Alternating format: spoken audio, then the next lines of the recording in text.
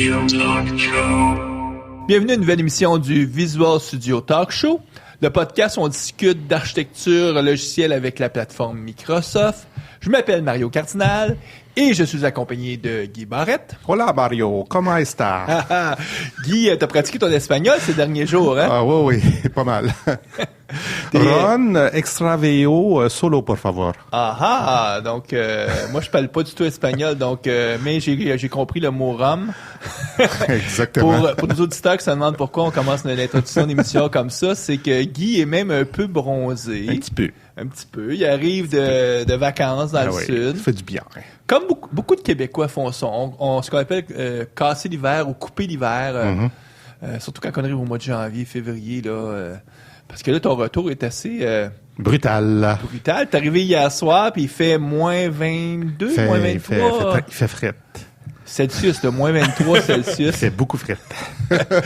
Il fait froid en tabarouette. Ouais. Hein? Moi, j'ai sorti mes combines, comme on dit au Québec. Caleçons longs. En belle laine merino parce que ça tient au chaud. Moi, je suis vieux, hein. Guy est tordu. Il dit cours de papa. Papa, Mario, il a froid, là. T'as froid, là, moins 23. Hein? Mais tu dois avoir froid hier à l'aéroport quand t'es arrivé. Ouais, c'était pas si pire, là. C'était pas si pire, hein? C'était pas si pire. Donc, t'as pratiqué ton espagnol ces dernières semaines. Ouais. Pendant que moi, je continue à travailler sur mon... Pendant toi, chanceux, t'as réussi à avoir une inscription à Build. Ouais. Fait que moi, j'ai regardé ça de loin avec mon Wi-Fi de merde sur la plage, puis j'ai vu l'inscription passer, sold out en 40 minutes. Ouais, à midi pile, j'étais en ligne. C'était super lent le site, mais j'ai réussi à passer à travers les étapes, puis très heureux de dépenser, c'est quoi, 2100 $ US, donc en dollars canadiens, comme 2400 $ juste pour l'inscription. Donc, je racontais ça à la personne avec qui j'allais dîner juste après. Je disais, hey, j'ai mon inscription à Bill. Je dis, j'ai jamais été sur de dépenser 2400 pièces en 3 clics de souris. Mais pour la petite histoire, c'est que je pensais pas y aller. Mon partenaire avec qui je travaille, lui, c'était sûr qu'il y allait. Ce qui était le déclencheur, c'est quand j'ai découvert HoloLens, puis toute cette technologie-là, puis surtout que c'était clair que Microsoft était pour expliquer comment on programmait ça. Là, j'ai décidé de jumeler la conférence Build avec quelques jours de vacances à San Francisco, donc façon de justifier une partie des dépenses. Donc, puis bon, j'ai presque pas pris de vacances cette année. Je suis toujours en train de travailler pour mon start-up. Donc, je peux bien me payer quelques jours de... C'est bien ça. Hein, des vacances techno en plus. Ouais, ça, c'est pas vraiment des vraies vacances. Pour moi, c'est comme des vacances. Là. Je vais aller encore... Ils disent, pour les gens qui ont du succès dans la vie, c'est qu'ils n'ont pas l'impression qu'ils travaillent. Ils sont tellement passionnés, ils aiment tellement ce qu'ils font parce pour tellement mettre beaucoup d'heures que si c'est un effort, tu y arriveras pas. Donc, c'est peut-être ce qui explique que je réussis à faire mal d'affaires en informatique, c'est que j'aime ça. J'imagine qu'il y a beaucoup de nos éditeurs qui sont dans la même situation. Puis, ceux qui ne le sont pas, posez-vous quelques questions. Écoute, notre invité aujourd'hui, Sébastien Levert. Exact. Ça va bien? Très bien, toi? Oui. Et vous, en fait? Oui. On est les deux. Sébastien, on va en profiter pour parler avec toi de développement avec la plateforme Office 365. Exactement. Donc, puis en même temps, une des choses qu'on va... Tu sais, Office 365, c'est la même affaire que le Office qu'on a sur notre desktop. On va démêler beaucoup de choses aussi. On va pas juste parler de développement. C'est la première fois que tu es invité à l'émission. Absolument. Après vous avoir reçu à notre podcast en septembre. L'été dernier, effectivement. Vous m'avez offert cette opportunité-là, donc je l'ai accepté avec grand plaisir. Oui, hein? C'est comme ça qu'on s'est connus. On s'était rencontrés, veux pas, dans les activités de la communauté, mais effectivement, on a la chance, Guy et moi, de participer à votre podcast parce que... PIM de Cloud. Oui. Donc, vous avez parce que une des particularités, on va la dire tout de suite, t'as la reconnaissance Most Valuable Professional, donc la reconnaissance MVP de Microsoft, qui est un prix qui est donné à tous les ans aux gens qui s'impliquent beaucoup dans la communauté. Puis c'est le moins qu'on peut dire, c'est que tu t'impliques beaucoup dans la communauté. Je m'implique plus que nécessaire. Puis on va parler d'Office 365 parce que t'as pris le virage, mais t'as été beaucoup impliqué aussi du côté de la plateforme SharePoint. Exactement, c'est un gros background SharePoint.net, là, vraiment c'est ce qui m'a défini comme développeur, comme professionnel. Puis aujourd'hui, je suis les tendances que Microsoft nous impose. On s'en va où le bateau s'en va. Exactement ça. On regarde en avant. C'est rien de se battre contre. Mais des fois, comme analyste, parce qu'on est un peu nous autres. Des fois, on dit, il me semble que c'est pas un bon choix, mais on peut rien y faire. Des fois, on fait comme, OK, ça, c'est une bonne. En tout cas, ça, j'adhère. Puis ce qui est intéressant comme MVP, c'est justement d'avoir l'indépendance de dire ça, je pense pas que c'est bonne affaire, ou de dire cette affaire-là, ça marche pas bien, voici tel problème qu'il y a, ou en tout cas, voici comment contrecarrer ou comment installer correctement le produit pour c'est souvent ce qui va différencier des gens qui sont MVP d'autres personnes, c'est qu'ils sont pas juste impliqués dans la communauté, ils sont des experts avec la technique. Absolument, qui jouent avec nuit, le jour, tout le temps. T'as un parcours intéressant parce que, il y a des gens dans la technologie, ils ont 8 ans, 9 ans, 10 ans, ils tombent dedans quand ils sont jeunes, ils ont déjà un ordinateur. Ça n'a pas été ton cas. Absolument pas. Donc, toi, raconte-nous donc comment tu as découvert l'informatique. En fait, moi, quand j'étais très jeune, ce dans quoi je suis tombé, c'est le sport, le hockey et autres. C'est là-dedans que moi, je m'enlignais. Je voulais faire du sport. Je suis arrivé à l'école secondaire. J'avais toujours pas d'ordinateur. On s'entend, j'ai 27 ans aujourd'hui. C'est aux alentours passé les années 2000. J'avais pas d'ordinateur. J'avais jamais utilisé Windows. Je savais même pas c'était quoi Word Perfect, name it. J'avais aucune idée c'était quoi. La raison pour laquelle j'ai dû avoir un ordinateur, c'est pour mes travaux d'école. Mm-hmm. Donc, uniquement fonctionnel. Fallait que je fasse mes trucs.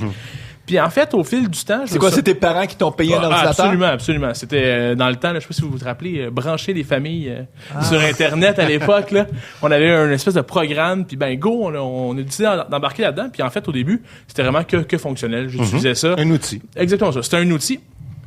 Puis jusqu'à très tard, même jusqu'à, je dirais, fin secondaire 4, début secondaire 5, j'avais aucun intérêt. Je passais beaucoup de temps devant l'ordinateur, mais je l'utilisais. J'étais pas quelqu'un qui créait des choses. Comme la plupart des gens de cet âge-là. Exactement. C'était un outil de travail. Qu'est-ce qui a été le déclencheur? En fait, ce qui a été le déclencheur, c'est que je me suis rendu compte que on pouvait faire beaucoup plus avec un ordinateur. C'est là que j'ai commencé à développer des petites applications. À l'époque, c'était déjà en .NET 1.1. J'étais capable de faire des Hello World, des trucs comme ça. Puis je me suis rendu compte que c'était un élément qui était très créatif pour moi. Je me suis senti un créateur dans ce que je faisais. Puis c'est vraiment intéressant ça, mais sans avoir jamais eu aucun cours ou quoi que ce soit à l'école. Quand est venu le temps de faire mon choix pour le cégep, pour voir ça allait être quoi ma profession plus tard, j'avais 2 choix devant de moi. Soit j'allais vers l'informatique parce que je voyais que ça m'intéressait, puis au pire, je me disais, j'aime pas ça, je lâcherai comme 95% des cégepiens, puis je changerai de programme, c'est pas très grave. Ou une autre passion que je m'étais bâtie pendant mon secondaire, qui était la musique. Puis jusqu'à la dernière journée, j'ai hésité. Wow. Puis le 1er mars, qui est la date où il faut remettre nos admissions, j'ai envoyé ma demande en informatique et jamais j'ai regardé en arrière. J'ai commencé, je connaissais strictement rien au cégep, puis rapidement, j'ai vraiment eu un plaisir fou à jouer avec les programmes, à développer, à programmer. Ça tout était typiquement la personne qui rentre, qui connaît rien, puis souvent dans les cours, il y a la moitié des étudiants qu'eux autres ont un ordinateur depuis qu'ils sont jeunes, qui ont même beaucoup d'expérience en programmation. Certains étudiants même en connaissent plus que les professeurs. Oui. Eux, ils s'emmerdent, là, mais pas à peu près, mais ils veulent quand même aller chercher leur papier. Hein. Absolument. Puis ce qui est particulier, c'est que ces cours-là sont toujours... Le 3/4 de la classe qui est là, ils veulent apprendre à programmer pour des jeux. C'est des gamers, c'est des gens qui veulent apprendre ça. Et moi, j'ai un profil zéro gamer. Je suis pas un gamer du tout. Ce qui fait que moi, ça m'intéressait tellement de pouvoir faire des fonctions logarithmiques et autres au cégep, quand les autres, eux, tout ce qu'ils voulaient faire, c'est faire apparaître des objets, faire apparaître des boîtes dans un monde X, Y, Z. Moi, pas du tout. Ça m'a permis, en fait, de me démarquer puis de vraiment d'être passionné par ce que je faisais. Déjà à ce moment-là, puis aujourd'hui, c'est encore la même chose. Donc là, ça fait quoi? 4 ans que tu es sur le marché du travail? Ça fait 8 ans que je suis sur le marché du travail. Ça fait 8 ans que j'ai terminé le cégep. Puis ça fait 4 ans que je suis diplômé de l'université. Puis là, ça fait presque... Tu as fait presque 1 an là, que tu as reçu ta reconnaissance exact. MVP. En octobre l'année dernière, ouais. On va mettre sur notre site votre podcast. Oui. Podcast, blog, c'est un peu un mix des deux. C'est un mix des deux. En fait, Julien et moi, Julien que vous avez déjà reçu aussi à l'émission, Julien Stroker, qui est un IT pro, un On a fait une spécialiste émission avec lui en septembre, je pense. Exactement ça, là, très Azure et qui est MVP Azure aujourd'hui.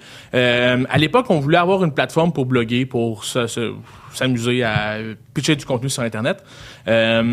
Puis on s'est dit, ce serait intéressant d'aller plus loin. Des fois, on était tanné de faire d'écrire des blogs. C'est long, c'est beaucoup de recherche. Puis on a un cercle autour de nous de personnes très intéressantes. Fait qu'on s'est dit, pourquoi pas lancer une initiative de podcast.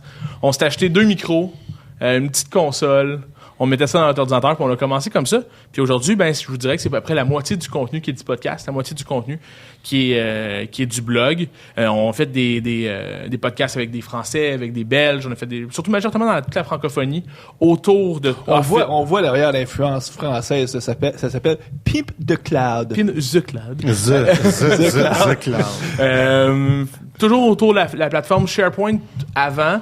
Là, on est vraiment en train de faire un shift vers les technologies cloud. Donc, c'est pas juste Office 365 ou SharePoint, c'est Azure 365 et tout ce qui gravite autour. OK. Et forcément aussi, tu es impliqué à Montréal dans la communauté SharePoint. Il y a les fameuses journées SharePoint. Exactement ça. En fait, je participe beaucoup comme helper / auditeur, tout ce qui est... le groupe d'usagers SharePoint Québec, qui est un gros chapitre québécois où il y a 3, un à Québec, un à Montréal, un à Gatineau. J'ai aussi la responsabilité avec Nicolas Georgiou, un autre MVP SharePoint, du user group Office 365 qui existe à Montréal aussi. Il y a un user group. Absolument. Depuis juin l'année dernière, on a lancé le user group. C'est un petit user group pour l'instant, mais on sent qu'il y a beaucoup de traction parce que ce qui est intéressant, c'est que les gens, quand ils vont au usergroup.net ou usergroup SharePoint, il y a plein de produits qu'ils n'entendent pas, du CRM, du GP, du Dynamics. Puis ça, dans Office 365, maintenant, l'offre, elle est là, les gens peuvent l'utiliser. Donc, ça grossit un petit peu le public visé. Sinon aussi, définitivement, on participe au SharePoint Saturday, qui sont une fois par année une journée d'apprentissage sur la plateforme SharePoint. Cette année, on va même inclure Office 365 dans les tracks qu'on va livrer. Fait que des speeches sur d'autres technologies que juste SharePoint. Et sinon, à gauche, à droite, les conférences, ici et ça. Il y a 2 mots qui ressortent beaucoup dans la conversation. On parle de Office 365, c'est le sujet aujourd'hui, mais on ne veut pas parler avant. On est toujours en train de parler de SharePoint. Ouais. SharePoint. On va commencer par démêler qu'est-ce que la plateforme Office 365. Est-ce que c'est SharePoint sur le cloud, Office 365? Je dirais, il y a une partie de oui, puis il y a une grosse partie de non. Donc, qu'est-ce qui est le oui? Le oui, c'est... En fait, oui, il y a un SharePoint Online qui existe, donc qui fait partie de la plateforme Office 365, qui est l'offre cloud de SharePoint. Comme vous la connaissez sur les environnements que vous avez à l'interne on-prem chez vous, mais qui est hébergé chez Microsoft dans les data centers de Microsoft au travers de votre abonnement Office 365. Parce que c'est un abonnement. Donc, c'est un service que tu payes, c'est tant, ça serait tant par mois ou tant par année. D'ailleurs, juste le prix d'entrée, là, pour quelqu'un là, qui est une personne seule qui veut juste avoir un compte Office 365. Un compte Office 365, on peut s'en tirer assez facilement à 5$ par mois par usager. 60$. Exactement, ça, 60$ par année. Ça représente en fait une licence solo pour l'utilisation autant de SharePoint, de Lync, de Exchange. Dans cette offre-là, il n'y a pas la licence Office qui est offerte. Par contre, pour une licence à 12$ par mois, on inclut là-dedans la licence Office complète. Donc, ça, c'est intéressant ce que tu as dit. Donc, pour 6$ par mois, j'ai Exchange. Ça veut dire que j'ai un compte pour faire de la messagerie, des emails, mais plus que ça, avoir tous mes contacts sur un serveur. Donc, souvent, là, juste avoir un service de email de bonne qualité. Avant, ça coûtait à peu près 10$, 15$ par mois. Pour 6$, t'as ça. Oui. Mais t'as pas juste ça. Pas du tout. T'as un compte Lync. Ça veut dire que tu es capable de faire de la messagerie et surtout de la voix. De la voix, du partage, de la conférence, des conférences virtuelles. Et si vous êtes un Américain, quoi que ce soit, vous avez même droit à avoir de la voix sur IP. Donc, on est capable d'avoir un numéro de téléphone. Ça, c'est aux États-Unis seulement. Uniquement. Ici, au Canada, on l'a pas. Okay. Mais sinon, il y a moyen d'avoir aussi ça si on a un compte qui est aux États-Unis. Donc, on a parlé de Exchange, Lync. L'autre produit, on va avoir SharePoint. Donc, on peut se créer des sites web. Pour l'organisation. Exactement ça. Ensuite de ça, il y a le nouveau bébé qui est très relié à SharePoint, mais qui de plus en plus s'en dissocie pour vraiment prendre place dans Office 365, qui est OneDrive for Business. Donc, tout le volet de documentation personnelle, de dossiers synchronisés avec votre poste, puis tout ça. On a maintenant même une offre commerciale exclusive à OneDrive for Business. On peut l'avoir, je pense, c'est $2 par mois pour avoir du storage illimité chez Microsoft. C'est ça qu'il faut comprendre. Quand on parle d'Office 365, on parle d'un service qui est sur Internet, sur le cloud. Oui. Donc, c'est pas l'application Word que tu installes sur ton PC. Là. C'est des services. Donc, on parle de services de email, services de voix, services de collaboration, site web, tout ça avec SharePoint. Et aussi d'espaces 10, ou en tout cas, qui sont sur donc un OneDrive. Exactement ça. Ben, jusque-là, c'est au lieu d'installer Exchange en entreprise, au lieu d'installer de l'espace disque en entreprise, de faire tous les partages de fichiers, puis de folders, tout ça, c'est un service qu'on paye, puis c'est dans le cloud. Exact. C'est exactement ça. Pour $6 par mois, par utilisateur, t'en as un. Exact. Ça, pour un autonome, quelqu'un qui travaille en solo, qui travaille dans des petites équipes. Là, on peut avoir, ça c'est une offre qui est Small Medium Business. Là, on peut avoir l'offre complète plus large qui est version entreprise, dans laquelle on est capable d'avoir du e-discovery puis du information right management. Donc, on est capable d'avoir des... Ça, il y a des versions encore plus avancées. Exactement ça. Avec, Moi, celle que je voulais mettre l'emphase, c'est celle à $12. Oui. Où c'était un peu comme si tu achèterais un abonnement annuel où là, tu peux aller chercher tes copies de logiciels clients. Exactement. Ton Word, ton Excel, ton PowerPoint. Est-ce que ça inclut même Visio? Ouais. Non, Visio n'est pas inclus. Il peut être ajouté, par contre, dans les versions Enterprise. Il ne peut pas être ajouté dans la version Small Medium Business, mais peut être ajouté comme ça veut dire licence. que si tu payes $12 par mois, ça veut dire $120 par année. On parle en dollars canadiens. Donc, en Europe, les prix sont un peu différents, peut-être en euros, mais c'est à peu près la même ordre de grandeur. Oui. T'achètes plus tes licences d'Office, là, tu les as toujours, puis tu vas toujours avoir la dernière version. Tu vas être evergreen. Tu vas toujours avoir la plus récente des versions. Et la beauté, c'est que ces versions-là sont installables sur 5 postes de travail. Donc, on est capable d'avoir plusieurs postes de travail qui partagent les mêmes licences. Donc, la tablette, le laptop, le gros ordinateur du bureau. Par 5 postes de travail, on pense pas juste PC, là. C'est-à-dire que il y a les versions d'Office, maintenant, ça fonctionne pour iPad, iOS, Android, Windows Phone, forcément. Donc, tous les téléphones, les tablettes, les plus standards, les tablettes Surface, les PC. Est-ce que j'en oublie? Xbox aussi, je pense. Il n'y a pas de version Office. Il n'y a pas de version Office pour Xbox.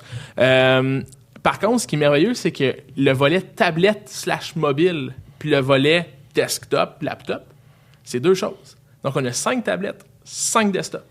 Donc, on est capable d'installer sur un iPad, sur une Surface en version métro, sur un Android, sur un... Ça, c'est par usager. C'est par usager. Donc, ça donne quasiment 10 postes, 10 postes, 5 tablettes, des tablettes ou des téléphones, ou 5 PC. Exact. Donc, ça commence à être beaucoup, là. Puis la beauté de ça, c'est au lieu de gérer un parc de licences, ben on t'achète, je sais pas moi, les vraies licences que tu vas installer sur chacun des postes. Ben là, si tu ajoutes un employé dans l'entreprise, ben tu fais juste ajouter un usager à ton Office 365. Exactement ça. Puis la beauté, c'est que dans votre Office 365, les usagers peuvent se partager des licences. C'est-à-dire, c'est pas tout le monde qui a le même plan. Mm-hmm. On peut dire que quelqu'un pourra avoir besoin, par exemple, on dit que les gens, mettons, de la manufacture, eux, ils ont besoin de leur courriel. Ils ont besoin d'avoir une adresse courriel pour être rejoints. Fait qu'eux, on va pas payer pour eux pour une licence Office. Ils vont recevoir leur... Par contre, les gens au bureau peuvent avoir la version à $12 par mois, puis eux avoir la version Office. Je savais pas qu'on pouvait combiner ça. Absolument. On est capable d'avoir vraiment... C'est granulaire. Même chose pour les services beaucoup plus poussés, du Power BI, du CRM, tout comme ça. On est capable d'avoir des pools de licences, 5 licences pour Power BI, pour mon entreprise de 800 personnes. Puis le reste, les gens n'ont pas besoin de payer pour ce service-là. Ce qui est beaucoup plus intéressant, comme ça, c'est granulaire. La vie est belle. Donc là, on vient de faire la différence que Office 365, on parle d'un service que tu paies mensuellement ou annuellement sur Internet, sur le cloud, et les versions typiques. Quand les gens pensent Office dans leur tête, c'est, ben là, ils pensent à leur Word, leur PowerPoint, leur Excel, qui sont les applications classiques de bureautique qu'on retrouvait. Puis ça va continuer à évoluer. Là. Microsoft a annoncé justement dans les derniers jours qu'il y aurait une version Office 16 qui appelle. Exact. Qui s'en vient quelque part l'année prochaine. Absolument. 2015. C'est ça. Ils ont annoncé 2015, qui va être très, très, très intégré avec Windows 10, qui est une très, très bonne nouvelle, avec une expérience seamless on-device. Donc, tu commences à travailler sur un desktop, tu termines sur ton mobile, il n'y aura pas de différence, tout va être beaucoup plus intégré. Puis, l'offre cloud qui vient supporter, en fait, les documents sur lesquels tu vas collaborer, puis tout ça, va aussi suivre dans le même genre de pattern. Ça va vraiment offrir aux gens un service qui va être incroyable. Là. On va vraiment avoir un service de collaboration qui va être complet. Là. Mais là, il y a des versions web de Office, oui. de Word, PowerPoint, ça, mais ça vient s'intégrer où, ça? Ça vient s'intégrer dans la consommation de tes documents via ton interface web. Mais ça, est-ce qu'il faut que je paye? C'est gratuit. C'est gratuit. Attends un petit peu, c'est gratuit. C'est gratuit si j'ai mon compte 365? Non, c'est gratuit. Il y a deux choses. Ouais. Il y a, pour les gens qui ont des adresses Outlook, Hotmail, Live, quoi que ce soit, automatiquement dans votre offre Outlook vient un OneDrive Consumer, donc là, on personnel. parle d'Outlook, là, on parle du, Hotmail. Hotmail, c'est plus facile de dire Hotmail. Parce que ça peut venir compliqué parce qu'il y a Office 365 d'un côté, mais tu as des services grand public que Microsoft ont créés avec les années. Un de ceux-là, c'est un achat qu'ils ont fait, qui est le service Skype. Oui. Qui continue à exister dans une vision grand public. C'est-à-dire que tu peux pas rien connaître d'Office 365 pour aller te chercher une licence, un logiciel Skype, oui. tu as créé un compte. Tu peux aussi pour les emails. Donc, historiquement, c'était Hotmail. C'est ça. Fait que là, avec mon Hotmail, qui est maintenant Outlook.com, pour pas mêler personne, là, j'ai accès à un Word, un PowerPoint en ligne. Là. Absolument. Une version qui est définitivement limitée en termes de fonctionnalité parce que on n'est pas capable de faire 100% de ce qu'on fait dans le desktop. Par contre, pour une première édition de document, pour quelque chose qui est assez basic, on a vraiment une plateforme qui est quand même suffisante à la Google Docs. Okay. Google Docs, on est capable de créer du document là-dedans, mais maintenant, on est capable de le faire au travers de la plateforme web qu'on appelle les Office Web Applications. Aujourd'hui, c'est Office Online. Okay. On est capable de faire les documents, les sauvegarder directement dans votre OneDrive qui est associé. Tout ça. Donc, les documents que vous faites gratuitement. OK, gratuit. Un peu comme l'offre de Google, qui a une offre gratuite grand public. Ils ont une offre aussi entreprise. Office 365, c'est l'offre entreprise. Moi, j'aimerais juste clarifier. Quand on veut un OneDrive, c'est-à-dire que Microsoft offre aussi de l'espace 10 gratuitement. Oui. 7 gigs gratuitement, si je me trompe On est pas. rendu à 15. Je pense que c'est rendu 15, t'as raison. Puis, ça, c'est-tu ton... Donc, si tu as déjà un compte Outlook, tu peux l'utiliser, mais si tu n'en avais pas, là, on va te faire créer un compte live. Anciennement, on appelait ça un compte live. Aujourd'hui, on appelle ça un Microsoft Account. Parce qu'il essaie de tout réunifier parce que ça devient un peu... Pendant le passeport, il y a eu le passeport pendant un certain bout, les live accounts. Oui, c'est le fun quand t'en as plus qu'un. Oui, ben là, on en a tous plus qu'un parce que tu peux avoir tu sais, créer une adresse Outlook un jour, tu as un compte Outlook pour l'email, tu as un compte live, tu peux avoir différents... En tout cas, donc là, Microsoft, puis je pense pourquoi ils veulent tout réunifier ça, c'est qu'à terme, ce même Microsoft account-là va te servir aussi quand tu vas partir ton Windows 10. C'est-à-dire que Windows 10, maintenant, il va avoir un compte et ça serait le même compte. Est-ce que je me trompe? Exactement. Et là, la beauté, c'est quand vous allez partir votre Windows 10, ce que ça va faire, c'est que ça va automatiquement configurer votre application Mail pour aller lire vos courriels. Ça va automatiquement configurer votre application OneDrive pour télécharger, synchroniser votre documentation. Ça va automatiquement venir synchroniser vos calendriers, vos contacts. Ça va même automatiquement aller télécharger Skype et automatiquement vous rendre disponible pour la messagerie instantanée. 8.1 fait presque tout ça. Depuis 8, on est pas mal prêt par rapport à ça, mais l'intégration va vraiment être poussée dans Windows 10. On va vraiment avoir de quoi être extrêmement complet. Votre Word aussi va automatiquement être connecté. Vous allez pouvoir sélectionner directement dans quel dossier de votre OneDrive vous sélectionnez, vous voulez stocker vos documents. Donc, maintenant, votre ordinateur va servir comme une façade. Tout votre contenu va être quelque part dans les serveurs de Microsoft. Quand on dit ordinateur, il faut comprendre que si tu es en face de ton PC, c'est ton PC. Si tu es en face de ta tablette, qu'elle soit même une tablette iPad, Microsoft, ils s'en foutent de la technologie. Je regardais, il y a quelques jours, Bill Gates a passé à l'émission le talk show américain de Jimmy Fallon. Mm-hmm. Puis, en joke, Jimmy Fallon, il y avait un portable Apple. Puis là, ben, tu sais, c'est comme, il faisait une joke comme si Bill Gates serait offensé de ça. Puis Bill Gates, bon, il a ri un peu de la chose, il en a profité pour y mettre un collant dessus, parce que lui, il était là pour faire la promotion de sa lettre annuelle qu'il fait pour sa fondation. Mais tout ça pour dire que le nouveau Microsoft, dans la dernière année, ça devient très, très clair. Pour eux, ils trouvent ça, ils ont reconnu que c'était anormal qu'il y ait juste que les Windows soient à 90% de part de marché. Le monde ne sera plus jamais comme ça. Puis que tu d'autres types d'équipements, que ce soit un équipement Apple, un équipement Samsung, un équipement Google. Tant qu'ils achètent des services chez eux, ils vont être heureux. C'est une des raisons pour laquelle maintenant tout est rendu un abonnement.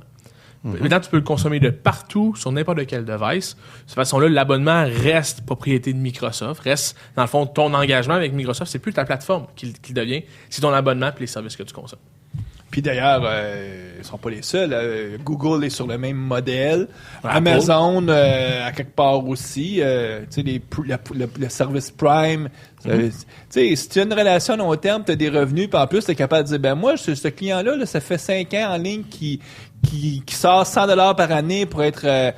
puis tu en as 1 million de ces clients-là, c'est beaucoup d'argent, là. Absolument, puis c'est la meilleure Donc, façon là, pour pas eux. 1 million, eux autres, c'est 100 millions. Ouais, ça. De toute façon, ils fidélisent leur clientèle, puis s'ils continuent à offrir un service de qualité, les gens vont rester.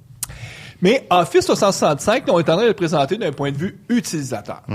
Mais là, toi, ce que tu aimerais nous discuter, c'est que ça se programme, cette plateforme-là. Oui. Mais là, ça se programme...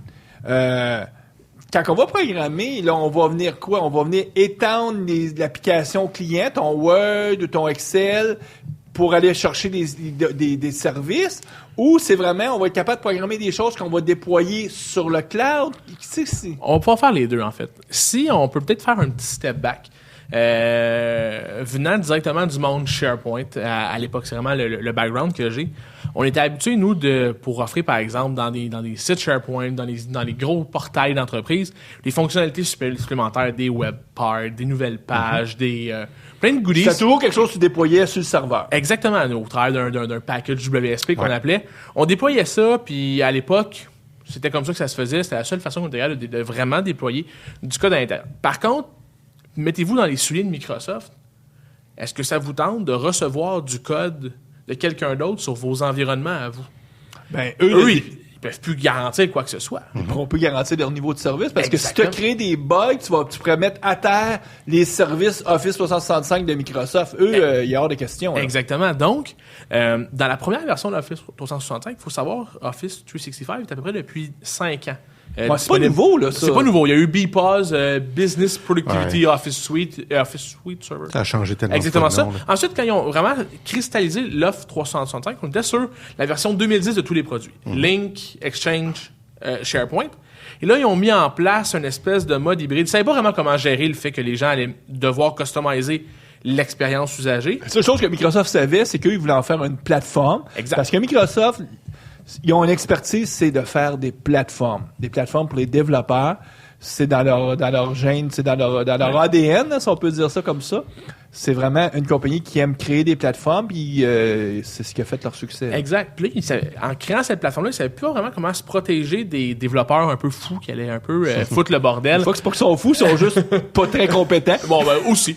Insouciants. Donc, exactement. Donc, ce qu'ils ont créé à l'époque, ils ont créé un service Windows qui roulait sur tous leurs serveurs, puis qui limitait le nombre de ressources. Donc, si on partait sur une boucle infinie, après un nombre X fini de cycles, tu n'avais plus le droit de rouler aucun code sur ton application. Fait que ça les permettait à eux de limiter les ressources qui allaient être utilisées.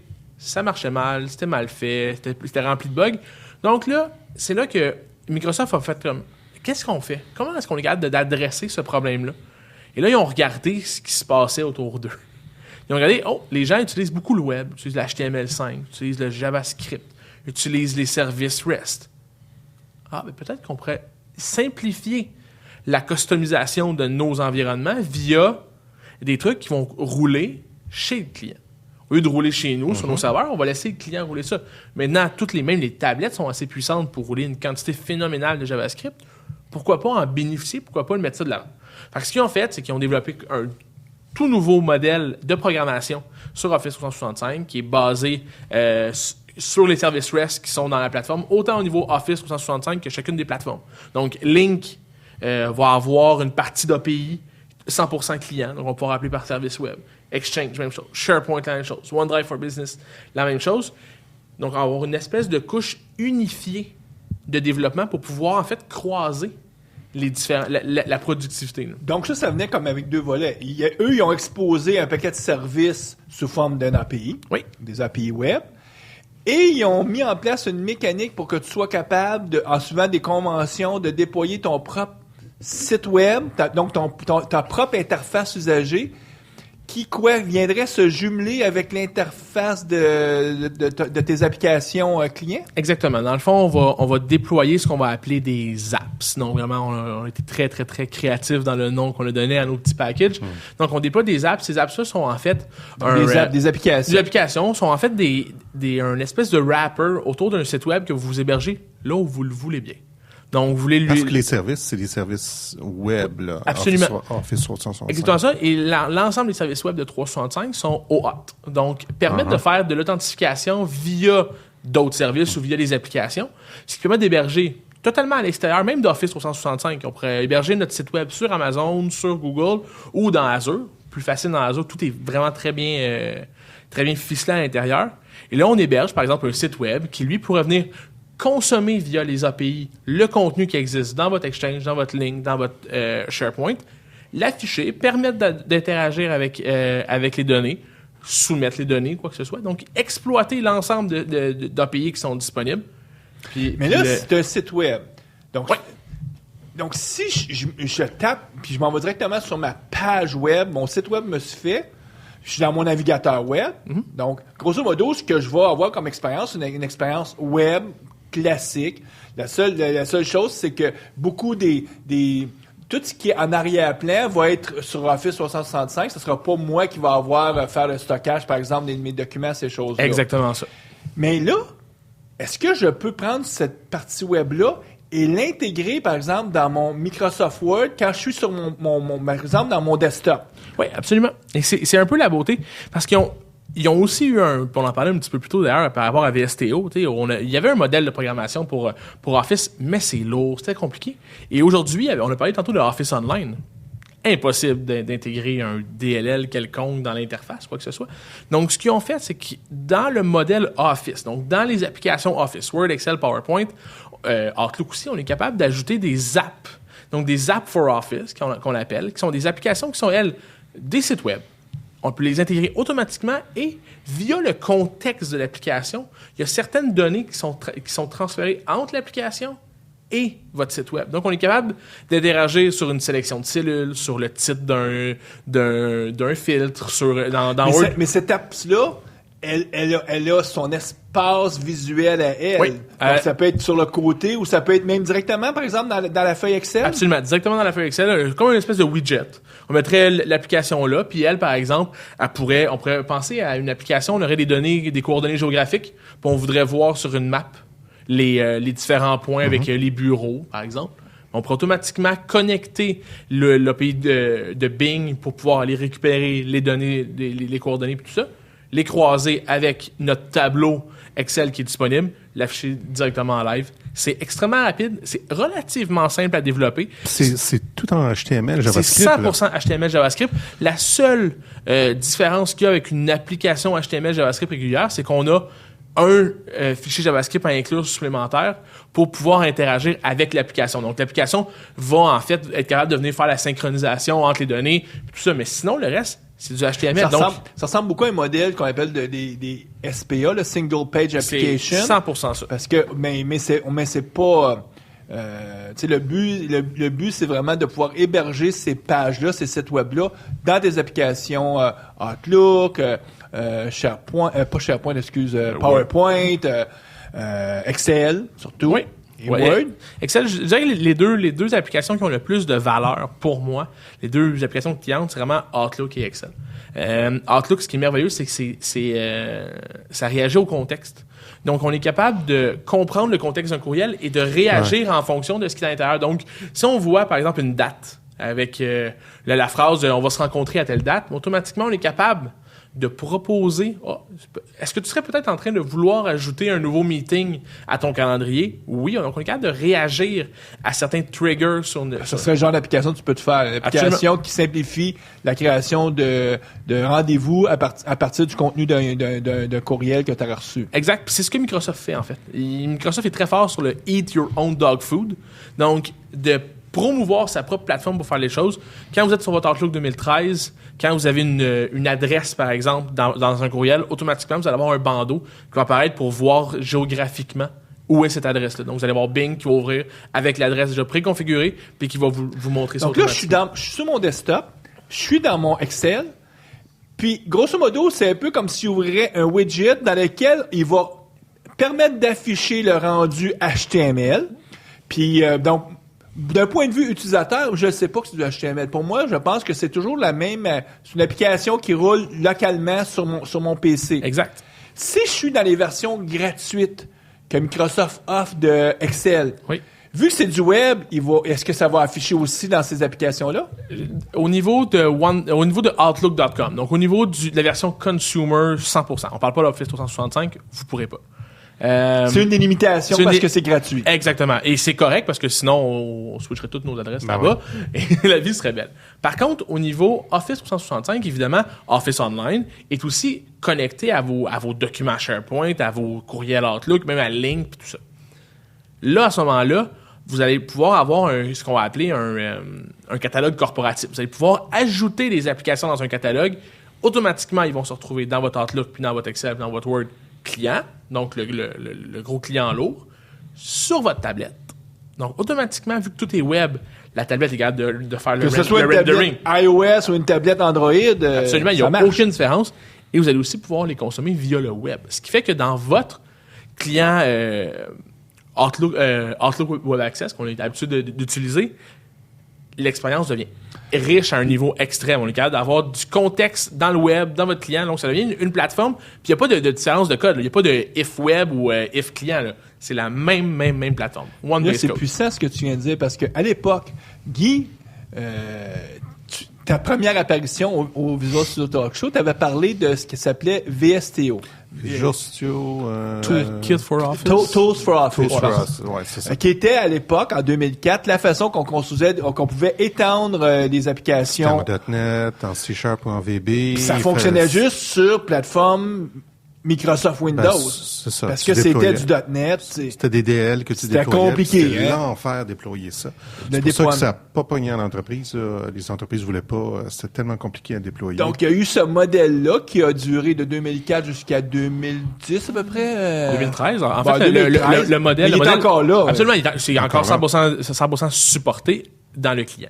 Ouais. Pas dans le Et en parallèle à ça, dans Office, en tout cas dans Excel, tu avais aussi tous les langages de macro que tu pouvais toujours faire, qui sont encore là. Oui. Quand tu utilises la version... En bon vieux VB6. Ouais, quand tu utilises la version client lourd de Excel, ça marche toujours. Mm-hmm.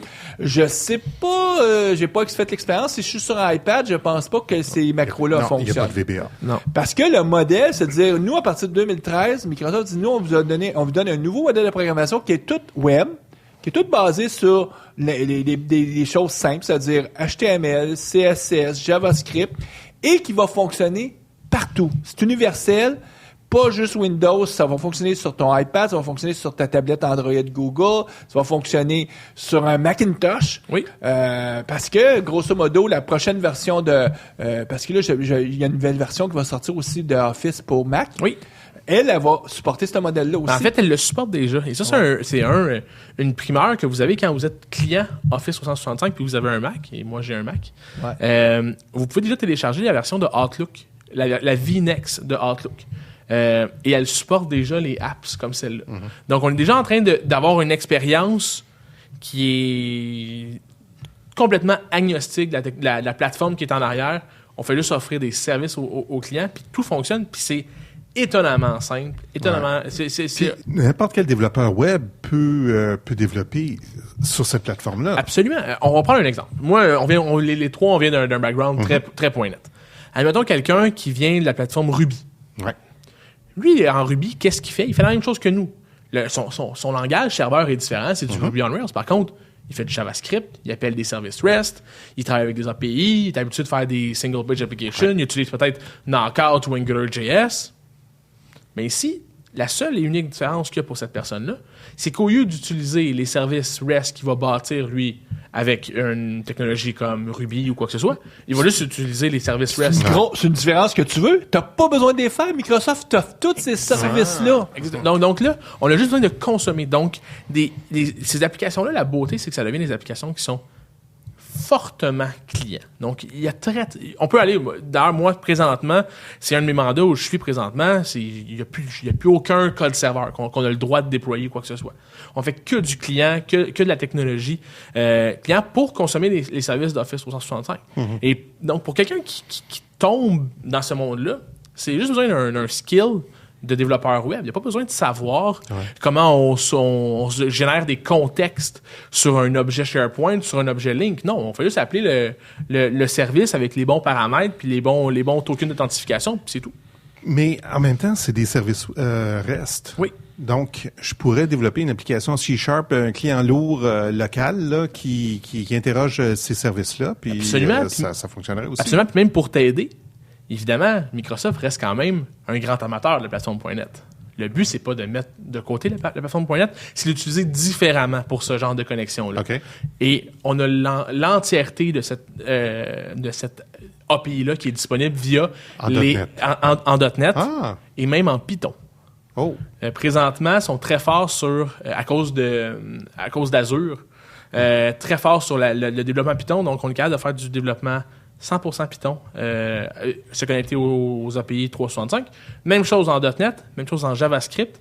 Et au final, mais c'est un URL. C'est ça. Wow. Donc, ça n'en est pas de quelle technologie. Si toi, ce que tu sais faire dans la vie, c'est du C#, puis que tu dis, ben là, attends, service web, JavaScript, moi, c'est pas ma tasse de thé.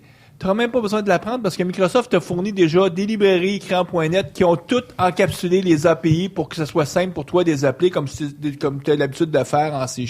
Exactement. Si tu es un programmeur Python, on a fait la même chose. Forcément, si tu es un programmeur JavaScript, on a fait la même chose. Ça, c'était encore plus facile. Et l'avantage du JavaScript, c'est que ça va rouler sur n'importe quelle plateforme. Exact. Ouais. Mais oui, mais le Python aussi. Et voici pourquoi. Mais pas le .NET. Oui et non. Dans le sens où si on héberge, par exemple, on crée un site web.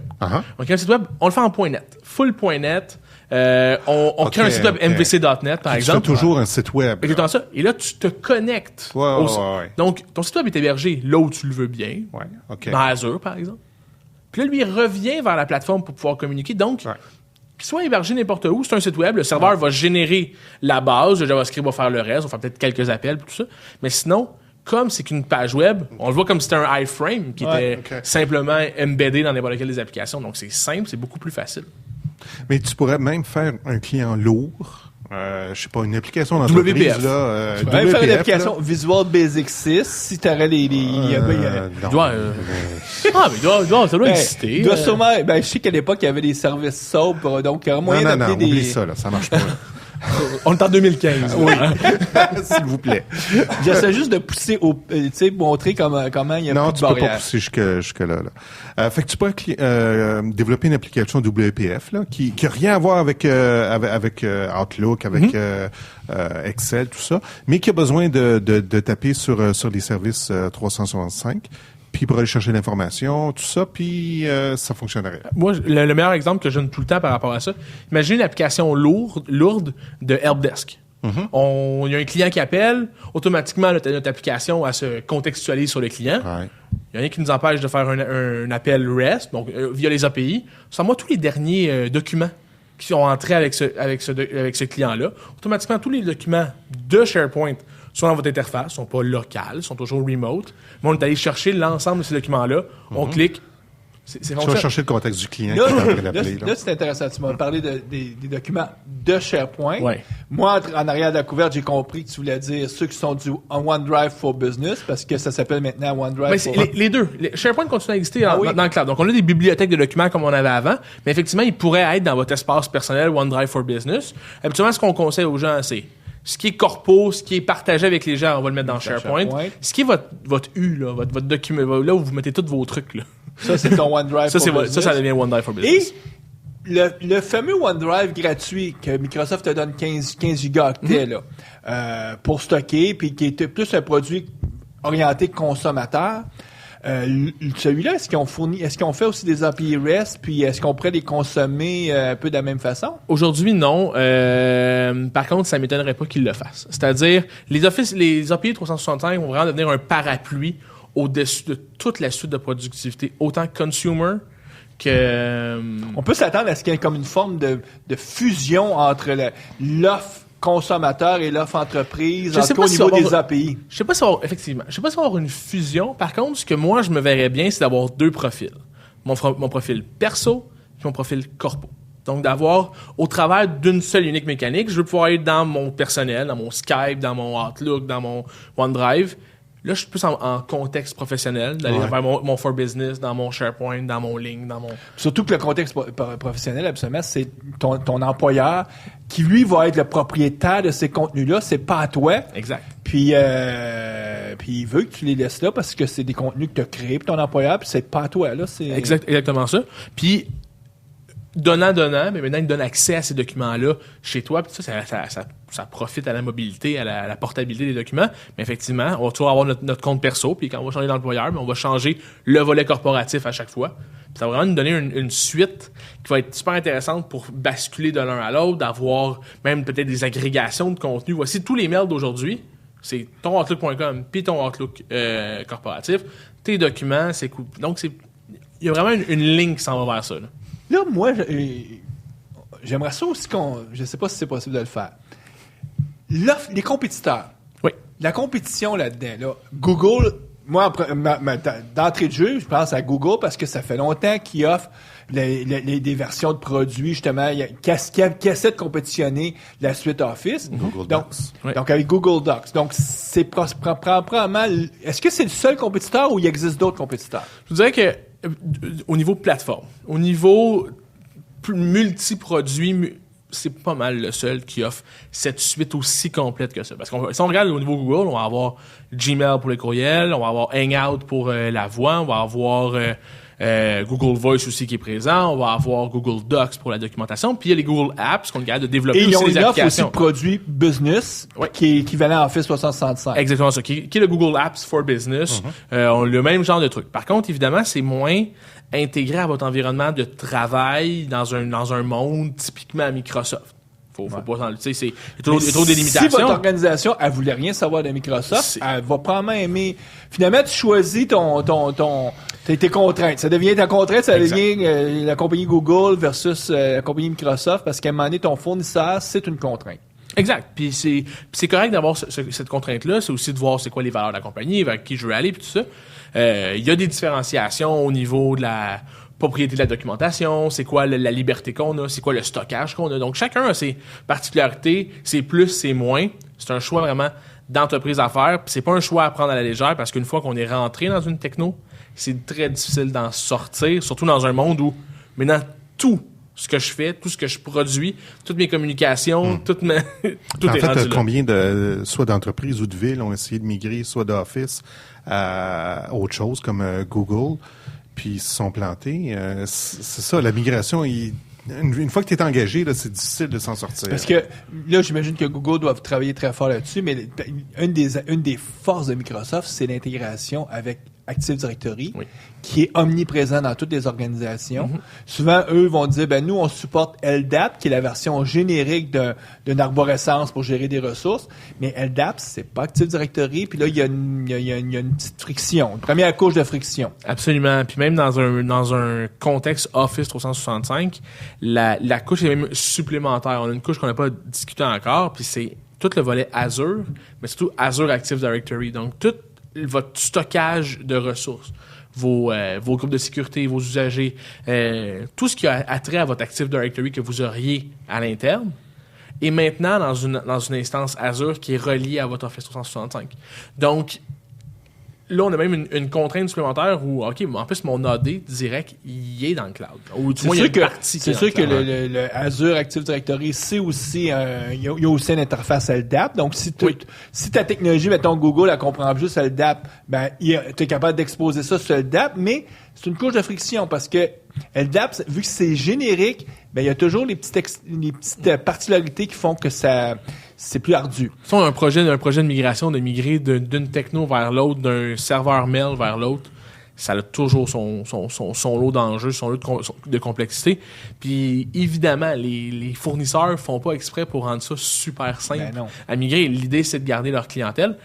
Sans mettre nécessairement des bâtons dans les roues, mais ils développent des fonctionnalités des fois qui sont pertinentes pour leur service, qui en fait devient un gros problème dans un autre fournisseur parce que c'est pas du tout comme ça que c'est géré.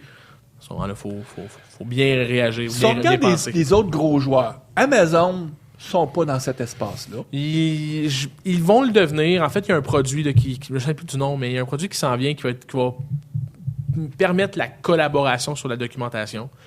Donc, une espèce de mini SharePoint ou mini Dropbox ou mini OneDrive. C'est ça. Donc, parce que Amazon, c'est la même chose pour Apple. Apple ont leur fameux iCloud. Oui. Qui est l'équivalent d'un OneDrive. C'est du stockage. C'est du stockage et ils n'ont pas d'offres supplémentaires, mais ils pourraient demander à essayer d'offrir d'offres de collaboration un peu ce qu'Amazon peut offrir. Exact. On n'a pas d'écho qui s'en vont vers là. Pour l'instant, il n'y a pas grand-chose, je vous dirais, qui sonne là-dessus. Je vous dirais les deux gros joueurs actuellement qui deviennent un peu à cause que OneDrive for Business prend beaucoup de place sur le marché actuellement, les deux gros joueurs qui permettent bien des choses, c'est un Dropbox pour entreprise maintenant qui existe, qui permet de faire justement beaucoup de collaboration sur les documents, de la coédition en live. Donc, il y a vraiment quelque chose qui est intéressant par rapport à ça. Puis l'autre, ils viennent tout juste de passer en public il y a une semaine, c'est Box, qui a une offre qui est 100% orientée entreprise. Donc, c'est pas une offre consumer, c'est une offre qui est entreprise, qui a même des mécaniques de workflow à l'intérieur. Donc, ça ajoute quelque chose. Et pour Microsoft, ils regardent ces deux joueurs-là. C'est très inspirant pour ce qu'ils vont vouloir développer. Mais aujourd'hui, il y a des bouts de Microsoft qui sont à la traîne par rapport à ce que ces joueurs font. Comment t'expliquerais le rapprochement de Microsoft avec Dropbox? On a vu dans les derniers mois que maintenant, ils intègrent Dropbox dans leurs produits. Je suis curieux de ça. Moi, j'ai mon hypothèse, mais c'est une hypothèse. Peut-être que je suis complètement dans l'erreur, là. Je pense que Dropbox et Microsoft se rendent compte qu'ils ont un but commun, c'est-à-dire c'est de faire collaborer les gens autour d'un document. Fait que ce qu'ils ont fait, en fait, ils ont juste offert aux gens la meilleure plateforme pour collaborer. La possibilité aussi. Exactement ça. Donc, pourquoi est-ce qu'on limiterait puis perdre des usagers qui vont aller vers Google Docs, par exemple, pour faire du document? Parce qu'un des freins à l'utilisation de Office sur iPad, c'est que au début, ça supportait pas Dropbox. Ouais. Puis les clients ont demandé ça. Mais est-ce qu'on pourrait envisager qu'à quelque part, derrière cette entente-là, il y a peut-être aussi une entente où est-ce que Dropbox, ils n'ont pas, les autres, les data centers pour stocker tout ça. Donc, faut qu'ils se revirent de bord et disent, bon, ben là, je m'écris. Ou j'achèterais, par exemple, je déciderais que je vais tout stocker sur Azure et au bout du compte, Microsoft va ramasser un peu moins d'argent, mais ils vont ramasser quand même de l'argent si tu es un client Dropbox. C'est effectivement intéressant comme hypothèse. Aujourd'hui, je crois que Dropbox est hébergé sur Amazon. Ouais. Par contre, effectivement, on va peut-être voir une migration d'Amazon vers Azure dans les prochaines années. Ça m'étonnerait pas. Ils ont fait exactement la même chose. Dans le fond, vous savez, il y a un volet qu'on n'a pas parlé du tout de 365, c'est le social là, avec Yammer. Yammer, c'est la même chose. C'est comme ça que Yammer a été intégré à Microsoft. C'est-à-dire Yammer cherchait une offre d'hébergement. Puis là, ils ont dit, regarde, pourquoi est-ce qu'on se met dans la main puis on y va les deux ensemble? Donc, peut-être que Dropbox, ça serait une bonne idée. En tout cas, chose certaine, ils ont des produits qui sont assez intéressants. Puis pour Microsoft, ce que ça fait juste, c'est, écoute, Dropbox vont offrir la version plus avancée. Ils vont toujours être en avant sur nous. Ils nous montrent justement ce qui marche pas, puis nous on copie quand c'est le temps, puis quand le marché devient mature. Dropbox, eux autres, ils ramassent l'écrémage, ils vont chercher ce marché-là. Et derrière la couverte, Microsoft leur offre peut-être des prix intéressants au niveau de leur espace. Puis donc c'est une situation gagnante-gagnante. Absolument. Et à quelque part, le perdant là-dedans, c'est Google. Qui lui a peut-être essayé de faire la même offre et Amazon qui aujourd'hui avait rien. Amazon aurait pu. Peut-être qu'eux autres auraient dû se revirer de bord et acheter Dropbox à un moment donné. Ils n'ont pas fait le mot. Encore une fois, on va se revoir dans 6 mois avec la boule de cristal de Mario. Exactement. Je me suis posé la question, moi, quand j'ai vu cette annonce-là en octobre, je dis, regardons ça. Tout d'un coup, Office collabore de façon fantastique avec Dropbox. Il n'y a rien d'anodin dans la vie, là. Mais on l'a C'est dit. juste parce que les clients le demandent. Exact. On l'a dit C'est tantôt. tout, là. Microsoft, maintenant, ils sont ouverts, là, à ça. Mais plus que ça, pourquoi que les clients le demandent, mais en plus, ça peut avoir du sens d'un point de vue business de s'associer, donc... Ben c'est la même chose qui s'est passé. Il y a des MVP Mac pour chez Microsoft. Il y a des MVP parce qu'ils développent sur les produits Apple, mais qui font shiner les produits Microsoft au travers de ça. Donc, moi, j'ai pas de limite ou de frein à cette collaboration-là. C'est sûr il pourrait avoir de très belles choses qui seraient créées avec ça.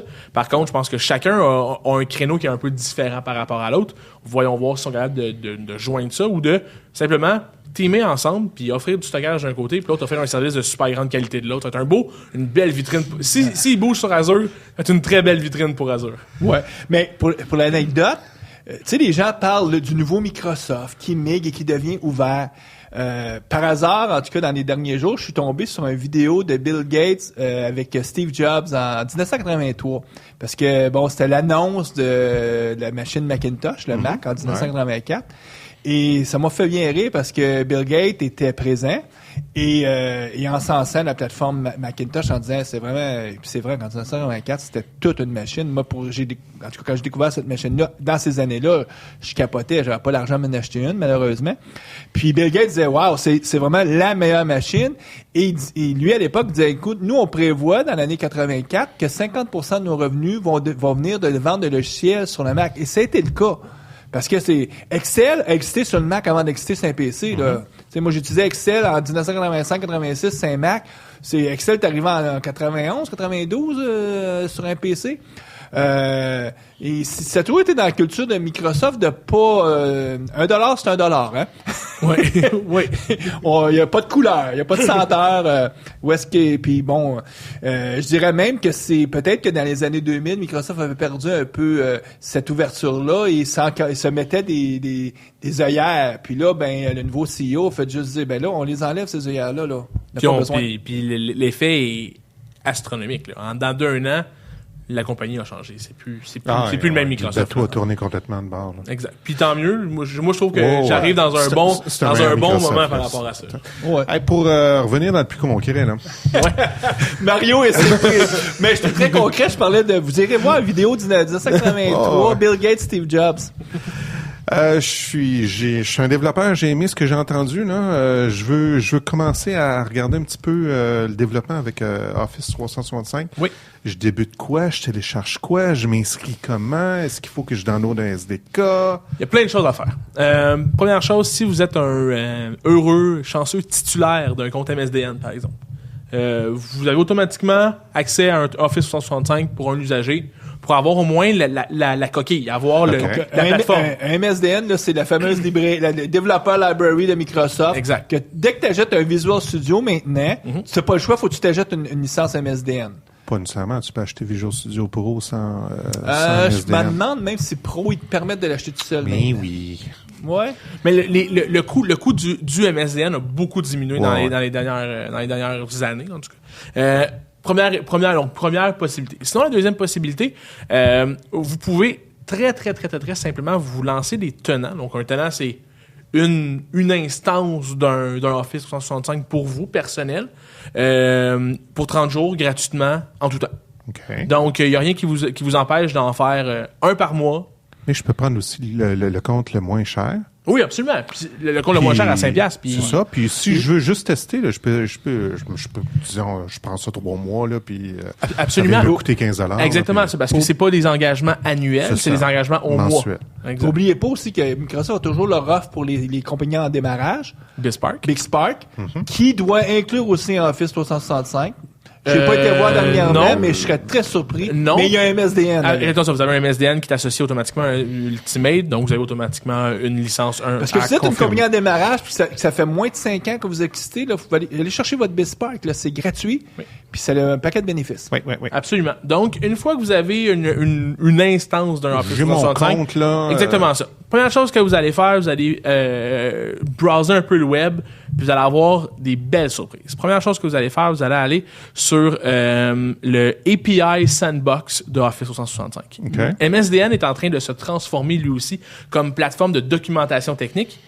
Pour Office 365, il y a eu un gros frein à l'adoption sur la plateforme. Ça fait quand même longtemps que la plateforme existe et qu'on peut développer pour la plateforme, mais là, on sent qu'il y a un push considérable actuellement. Okay. Donc, cette plateforme-là de Sandbox va vous permettre de jouer avec un tenant de démo.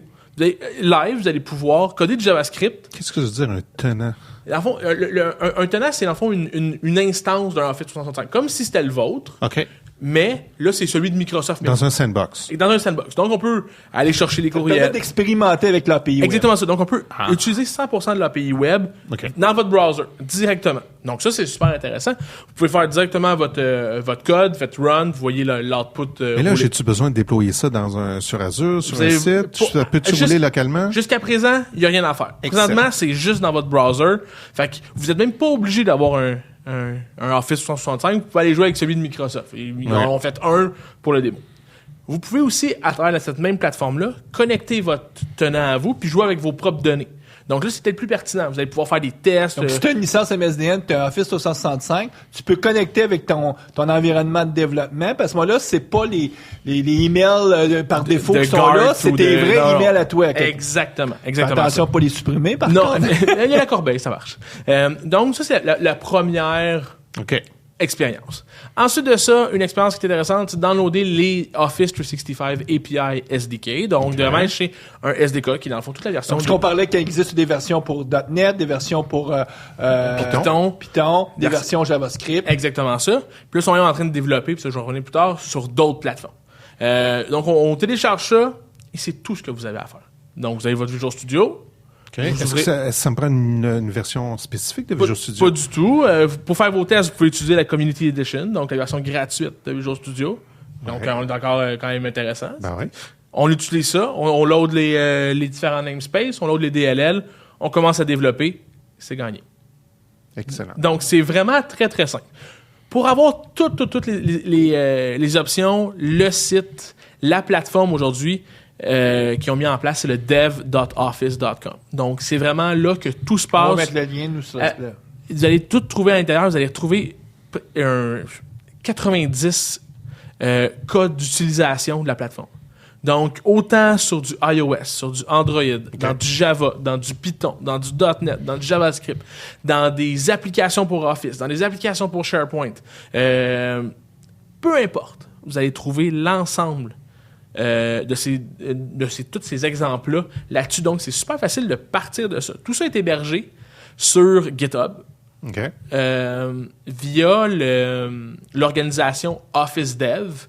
À l'intérieur, il y a ce qu'on appelle le Patterns and Practices. On est habitué là, en .NET d'avoir les groupes de Patterns and Practices. Ouais. Ils en ont développé un pour Office 365 spécialement. Wow. Puis ce Patterns and Practices-là, ce qu'il fait, c'est qu'il vous met en lumière toutes les meilleures façons de développer avec la plateforme. C'est pas tant... pour .NET, par exemple, c'est très architecture, c'est très général. Là, on est vraiment hands-on. On est exactement, voici comment vous devez faire pour faire tel truc. Puis là, c'est de là que tout le contenu qui est là, tout le code qui est répertorié sur le site dev.office.com. Donc, c'est super intéressant pour un développeur parce qu'il n'y a pas besoin de connaître grand-chose, puis rapidement, il se retrouve. Microsoft essaie d'enlever les barrières qui pourraient empêcher un développeur d'acquérir vite le savoir-faire. Ils veulent carrément transformer tous les développeurs applicatifs de productivité. Donc, développeurs SharePoint, développeurs d'applications qui se connectent à Exchange, à Link, à SharePoint, à Office, quoi que ce soit, ils veulent les transformer dans des Office 365 développeurs. Là, aujourd'hui, on est en 2015. Oui.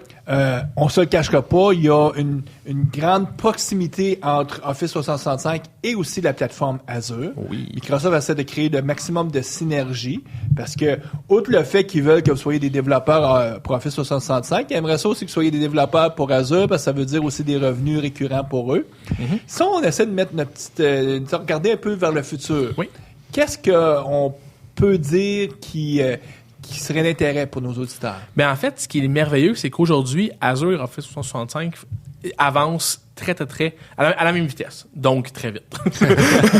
Trop vite, parce que des fois, on regarde les annonces, on se dit, bon Dieu, ça lâche pas. On est déjà rendu à la V2, je savais même pas que la V1 était sortie. Souvent, ça arrive. Mais ce qui arrive, c'est que, on parlait tantôt d'Active Directory, dans Azure, il devient un moteur super important. Parce que maintenant, on est capable d'enregistrer des applicatifs dans Azure Active Directory pour les pousser sur nos postes, dans nos tenants, dans SharePoint, quoi que ce soit. Donc, il y a une connexion qui est très forte parce que c'est via les API d'Azure pour Active Directory qu'on a maintenant accès aux ressources qui sont en dessous. Donc, je passe par l'API d'Active Directory pour me dire, oh, toi, tu es telle personne, tu as le droit de lire les documents de ton OneDrive. Tu es telle personne, tu as le droit d'écrire un nouveau courriel. Donc, on est capable de tout spécifier cette liste de permissions-là. On se cachera pas derrière ça. Microsoft, ce qu'ils veulent, c'est que tu jumelles ton Active Directory local avec ce Active Directory-là sur le serveur, sur le cloud. Oui. Absolument. Parce qu'à terme, ce qu'ils veulent, à un moment donné, c'est que tu n'en aies plus d'Active Directory local, que tout soit sur le cloud, parce que c'est vers ça qu'on s'en va. Il y a certaines compagnies, les startups vont fonctionner comme ça. Un bon exemple, c'est chez nous présentement, c'est exactement ça. On n'a même pas d'Active Directory. On utilise 100% l'Active Directory sur le cloud, de Azure, puis c'est tout ce qu'on a. Fait que c'est les nouvelles compagnies font tout ça, mais les grosses organisations, eux, doivent y aller par étapes. Par étapes. Avoir une synchronisation au début, ensuite de tout avoir une fédération pour un jour, couper le fil entre les deux, puis profiter d'Azure. Par contre, l'autre avantage qu'on a d'utiliser la plateforme Azure avec Office 365, c'est la connexion qui est incroyable. C'est l'intégration totale. Donc, si vous faites un site web que vous allez vouloir intégrer dans une app pour Office, mettez-la sur Azure. Faites pas d'idée. Surtout que c'est vraiment peu dispendieux, Azure. Même juste pour une compagnie qui veut avoir des trucs corrects, là, que c'est pas du business critical, à la rigueur, c'est gratuit. Ouais. Pour 10 sites web, on parle pas de nom de domaine particulier. On va vouloir utiliser, par exemple, le nom de domaine Azure Websites, parce que de toute façon, on le voit jamais, ce nom de domaine-là. On est capable d'arriver quelque chose. Bon, c'est peut-être une dizaine, trentaine de dollars par mois. Ouais. Mais on est capable d'avoir quelque chose de vraiment très peu dispendieux. Pour des infrastructures qui, moi, dans les années 90, ça aurait coûté des millions de dollars mettre ça en place. Quand on regarde ça aujourd'hui, on dit, wow, il y a de moins en moins de barrières pour démarrer. Là. La seule barrière, c'est ta créativité. Il y a juste 2 ou 3 ans, là, quand tu demandais, bon, il faut que je déploie un site web en entreprise, là, si t'avais des meetings, là, il fallait que tu t'assoies avec les gars d'infrastructure, puis là, il fallait penser, bon, ça va-tu juste être utilisé à l'interne? Non, Alexandre, faut ouvrir des ports, des firewalls. Là, t'avais 3 mois, là, d'overhead, là. Là, en plus, il fallait aussi avoir 2 machines sur lesquelles ça roulait, parce que s'il y en a une qui tombe, fallait l'autre balancer, là, c'est compliqué. Puis là, les budgets, fallait faire approuver, les 12 signatures. Aujourd'hui, c'est un clic. Directement de votre Visual Studio. Publish to Azure. Voici mon URL. Azure fait le reste. Écoute, fort intéressant. Peut-être en terminant, je te prends un peu à brûle pour point. J'ai peur. Mais non, moi, ce que j'aime demander à nos invités, c'est... des fois, ça n'a rien à voir avec le domaine de la discussion qu'on avait. Y a-tu quelque chose sur Internet, un lien, un URL que tu aimerais recommander aux gens? Allez jeter un coup d'œil là. Tu nous as parlé, c'est ça, du dev.office.com. Mais quelque chose d'autre qui a attiré ton attention dans les derniers mois? Moi, je vous dirais depuis 1 an. J'ai un deuxième amour. Il y a Office 365 définitivement qui pour moi est une plateforme qui vaut tout l'or du monde pour ce qu'on fait. Par contre, quand je regarde ce que je fais, moi j'adore avoir des frameworks. J'adore bâtir des applications qui sont à un autre niveau pour tout ça. Puis moi, définitivement, commencer à lire sur AngularJS, sur tout ce qui est single page application. Pour moi, c'est définitivement là où tout s'en va. On le voit, tout devient web. On est capable maintenant de bénéficier de ça. Et le mélange Visual Studio, Cordova, AngularJS, ça nous amène à un autre niveau. Si vous êtes un développeur web, il faut absolument vous regarder AngularJS. Exactement ça. Puis faites-le. Il y a beaucoup de gens à qui je parle, ils me disent oui, mais tu sais c'est pas Microsoft, c'est même l'ennemi un peu qui développe ça. Est-ce que c'est vraiment populaire? Est-ce que c'est pas Fais juste aller sur Google puis regarder les trends. Ce qui peut juste tuer Angular, c'est Google. Mais... Et pourtant, c'est déjà Google. Oui, c'est ça. Mais vraiment... C'est mettre la hache. C'est la seule chose. C'est ça, mais même s'ils mettraient la hache, les gens vont le reprendre parce que avec la version 2, là. En tout cas, ça, c'est un autre débat, là. Ouais, effectivement, mais définitivement, ça amène des concepts beaucoup plus généraux. Ça ramène tous les concepts de MVC, ça ramène tous les concepts de consommation de services au travers de votre API. Vous allez voir, des développeurs côté serveur ou qui sont habitués de faire du .NET puis du MVC et tout ça, vous allez vous retrouver dans certains de ces concepts-là. Vous allez avoir l'impression de coder en server-side, mais être en client-side. Donc, c'est vraiment une techno, moi, qui me fait, sur laquelle je suis totalement vendu et pour lequel j'intègre toutes mes applications dans Office 365 à partir de cette application-là, de ce framework-là. Donc, c'est tellement bien intégré que moi, c'est 100% Angular ce que je développe maintenant. Donc, un must pour moi. Ouais. On va mettre le lien. Puis d'ailleurs, je vais en profiter de donner un petit hint à nos auditeurs. Tout à l'heure, tu parlais nous, on a beaucoup d'auditeurs qui sont des développeurs. Donc, beaucoup de ces développeurs-là ont probablement une licence MSDN. Dans les derniers mois, Microsoft ont fait une alliance avec Pluralsight. Donc, si tu as une licence MSDN, t'as doué, je pense, par mois jusqu'à 8 cours. Moi, je pense que c'est 20 cours de disponibles. Non, il y a un pool de cours qui sont offerts. Qui changent aux 4 mois, si je me trompe. Mais entre autres, les cours sur Angular qu'il y a sur Pluralsight sont fabuleux. C'est une bonne façon en quelques heures de comprendre comment ça fonctionne.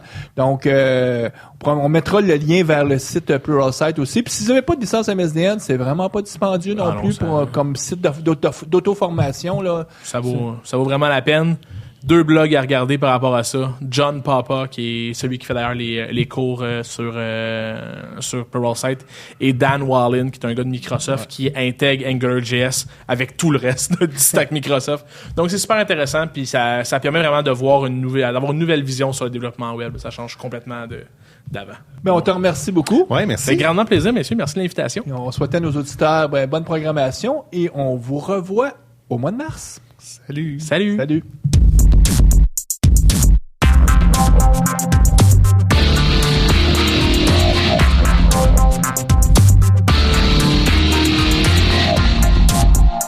Visual Studio Talk.